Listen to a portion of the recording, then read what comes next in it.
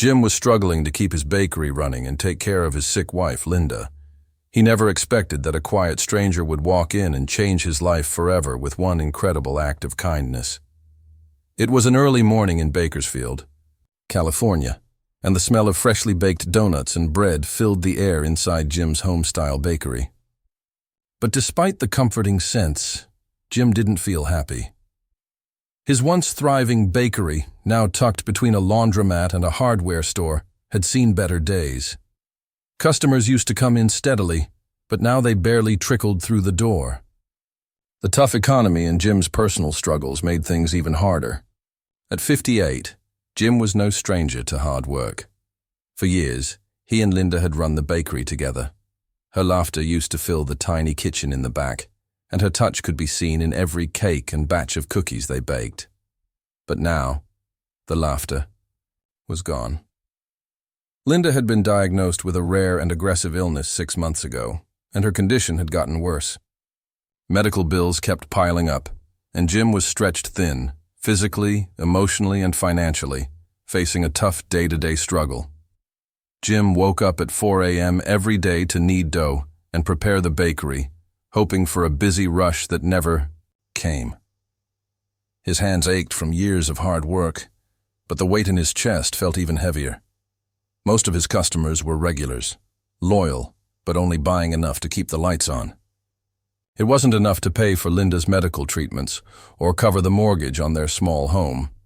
Every evening, Jim would return home to sit by her bedside, pretending everything was okay, but deep down, he knew it wasn't. It hadn't been okay for a long time. One particular Thursday, the sky was overcast, matching Jim's mood perfectly. The display case was only half full, with donuts, glazed, chocolate, and jelly-filled, lined up neatly, almost as if begging to be noticed. Jim leaned against the counter, wiping his flour-dusted hands on his apron, staring out the window. The main street outside was quiet, almost too quiet. A tumbleweed could have rolled by and Jim wouldn't have been surprised. That's when he saw him. A tall figure in a simple black hoodie and jeans walking toward the bakery. His steps were calm but purposeful. Jim squinted, noticing the man's youthful face. As the stranger opened the door, the bell above jingled softly. "Morning, Jim," the young man said, nodding in acknowledgement. Jim greeted him with a polite smile, trying to hide his exhaustion. There was something different about this man. His posture was confident, but his face showed a quiet kindness that set him apart from the usual customers. The young man walked slowly to the counter, his eyes scanning the display case with a curious look. Jim had seen all kinds of people come and go through his doors over the years, but there was something different about this one. He couldn't quite put his finger on it, but Jim didn't spend too much time thinking about it. Customers were rare these days, and he wasn't about to scare one off. The man didn't rush to make an order. Instead, he took his time, studying each row of donuts with sharp blue eyes, as though deciding on something more important than just pastries. Jim stood there, hands resting on the counter, his curiosity growing. "Got a favorite?" Jim asked, trying to break the silence, his voice carrying a bit of warmth to ease the tension. The man looked up, his gaze meeting Jim's for a moment. There was an intensity to his stare, thoughtful, not intimidating. "Not sure," he said softly, his voice calm and measured. "What do you recommend?" Jim scratched his chin and chuckled lightly. "Well, the jelly-filled ones are popular. People say they remind them of their childhood. But if you want something classic, you can't go wrong with a glazed." The man nodded thoughtfully, then shifted his focus back to the donuts. "You've been here a long time," he said. Jim raised an eyebrow, surprised by the question. Most people didn't care about the history of Jim's little bakery. They just came for their coffee and snacks. But there was something in the man's voice, sincere and genuine, that made Jim feel like he could be honest. "Yeah, almost 30 years, Jim said, glancing around at the well-worn counters and the fading wallpaper. "My wife and I started this place together. She used to handle all the decorating. She's got an eye for that kind of thing." His voice faltered for a moment, and he quickly busied himself with rearranging some napkins on the counter. The man noticed but didn't push. Instead, he leaned on the counter, tilting his head slightly, as if waiting for Jim to continue. "She doesn't anymore," Jim said after a pause. He wasn't the type to open up to strangers, but something about this customer, maybe it was his quiet demeanor or the genuine curiosity in his eyes, made it easier to share. "She's not well," Jim admitted, his voice dropping lower as if saying it out loud would make it more real. "Been sick for a while now. I run the place alone these days. Keeps me busy, you know." The man nodded, his expression softening with understanding. "I'm sorry to hear that. It can't be easy," the young man said.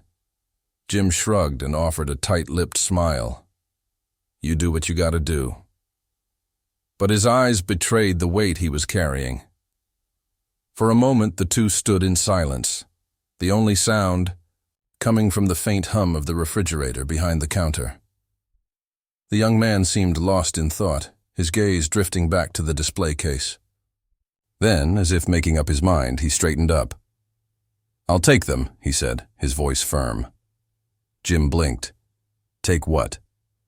"All of them," the man replied, gesturing toward the doughnuts. "Every single one." Jim's mouth fell open slightly.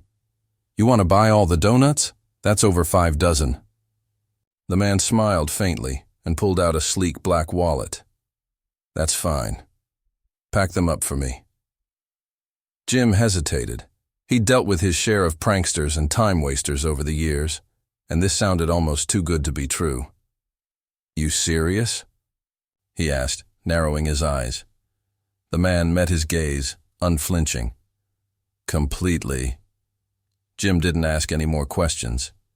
Customers like this didn't come around often, and he wasn't about to risk scaring him off. But deep down, he had a feeling. This wasn't just about doughnuts. Jim's hands moved on instinct, grabbing boxes and carefully packing the doughnuts, glazed, chocolate, powdered sugar, jelly-filled, each one placed neatly as his mind raced. Who was this guy? And why in the world was he buying out all his stock? "You planning a party or something?" Jim asked, trying to hide his curiosity behind casual conversation. The man chuckled softly, shaking his head. "No party. Let's just say I have my reasons." Jim wanted to ask more questions, but something in the young man's tone stopped him. There was a calmness, almost a confidence that made Jim trust him, even if he didn't fully understand. When the last doughnut was packed, Jim stacked the boxes on the counter. "That'll be $235, he said, still half expecting the man to change his mind. Without hesitation, the man handed over his credit card. Jim glanced at the name on the card and froze. Barron Trump. The realization hit him like a ton of bricks. He'd seen that name before, heard it in the news, though he hadn't paid much attention. Politics and headlines weren't his world. Baking and surviving were. But now he couldn't ignore it. This wasn't just any customer. Barron noticed the flicker of recognition in Jim's eyes but didn't comment. Instead, as Jim swiped the card and handed back the receipt, Barron reached into his pocket and pulled out an envelope. "This is for you," he said, sliding it across the counter. Jim stared at it, confused. "What's this?" he asked. "Open it later," Barron replied, his expression unreadable. "Just take the day off, spend it with your wife." Jim blinked, completely thrown off. "I can't just close the bakery," Jim said, his voice filled with worry. "I need the money, the bills." But Barron interrupted him, his voice gentle but firm. "Trust me, it's all taken care of." Before Jim could protest further, Barron effortlessly picked up the boxes of doughnuts and headed for the door. The bell jingled softly as he exited, leaving Jim standing there with the envelope still in his hand. For a moment, Jim couldn't move. What had just happened was too surreal to process. But his curiosity finally took over, and he tore open the envelope. Inside, there was a handwritten note and a stack of cash. The note read, Jim, your story moved me more than I can say. You remind me of what truly matters in life: family, love, and resilience. Take this and use it for whatever you need, whether it's for your wife's care or just some peace of mind. You deserve a break. All the best, Barron. Jim's hands trembled as he counted the cash, $10,000. He sank onto the nearest stool, his breath catching in his throat. He wasn't the type of man who cried easily, but in that moment, the weight of his struggles and the unexpected kindness of a stranger overwhelmed him. Jim sat there for a long time, the note clutched in his hand, trying to grasp what had just happened. Deep down, though, he knew this wasn't just luck. It was something much bigger. Jim didn't close the bakery right away. He needed a moment to let it all sink in. The envelope, the note, the money. Everything felt surreal, like a dream. Jim felt like he might wake up from a dream at any moment. But as he looked around his small bakery, he realized something profound had just happened, and it wasn't just about the money. He couldn't shake Barron's words. Take the day off, spend it with your wife. By noon, Jim had flipped the sign to closed for the first time in years, grabbing a box of Linda's favorite pastries before driving home.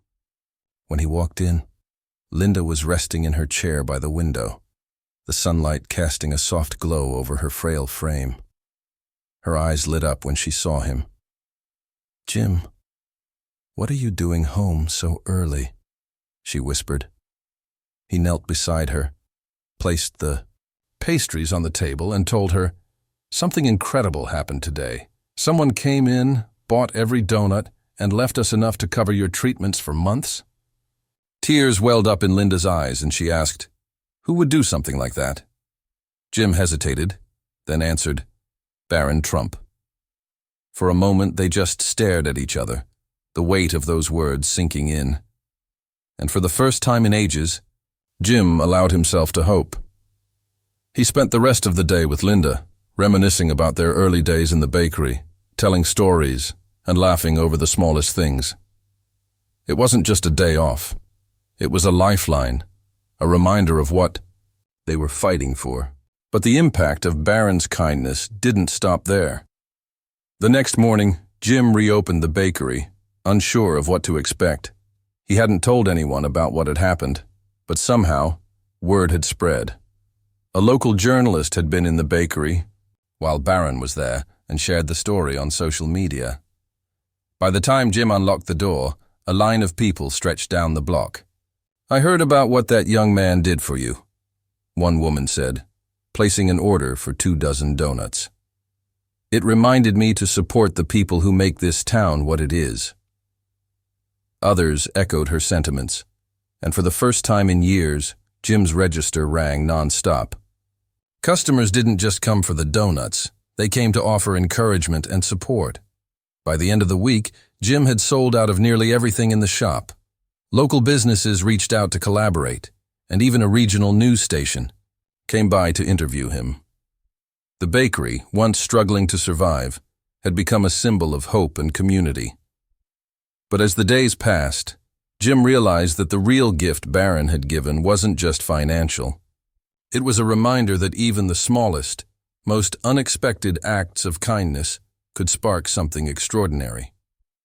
Weeks passed, and the bakery thrived in ways Jim hadn't seen in years. Every day, customers came in with stories of how Barron Trump's act of generosity had inspired them. Some donated to local charities, others volunteered their time, and a few even started their own random acts of kindness campaigns in their neighborhoods. For Jim, the money was a blessing, but what stayed with him most was the ripple effect of that one selfless act. The bakery wasn't just a business anymore. It had become a hub of hope, a place where people came to feel connected and inspired. On a quiet Tuesday morning, Jim sat at one of the tables with a cup of coffee in hand, across from Linda. She smiled, her cheeks rosy for the first time in months. Though her health still required care and caution, the treatments were working. She was stronger, laughing more, and even joining him at the bakery to decorate cookies. something she hadn't done in years. "You know," Linda said, her voice warm with gratitude, "what that young man did for us. It reminds me that the world isn't as cold as it sometimes feels." Jim nodded, his gaze drifting to the framed note from Barron hanging on the wall near the register. Beneath it, a small plaque read, "Kindness doesn't just change a moment." Later that day, as Jim was getting ready to close the bakery, he noticed a young boy hesitating by the door. He couldn't have been more than 10, wearing slightly worn clothes and a look of nervousness mixed with curiosity. "Hey there," Jim said, crouching down to meet the boy's eyes. "You hungry?" The boy nodded shyly. Jim walked over to the display case, grabbed a chocolate donut, and handed it to him. With a warm smile, "This one's on the house. You take care of yourself, all right?" The boy's face lit up as he grinned and ran off, clutching the donut like it was a treasure. Jim stood in the doorway for a moment, watching him disappear down the street. As he turned to close up for the night, Jim couldn't help but smile. The kindness that had walked into his bakery that day with Barron Trump hadn't just helped him. It had reminded him of who he was and the power of giving, no matter how small the gesture. Life would always have its challenges, but Jim now knew that even in the darkest times there was always a light waiting to be shared. It was up to each of us to carry it forward. If this story inspired you, take a moment to reflect on how a simple act of kindness can change someone's life. Whether it's helping a neighbor, supporting a small business, or just sharing a smile. Every gesture matters. Subscribe to our channel for more heartwarming stories that remind us of the good in the world.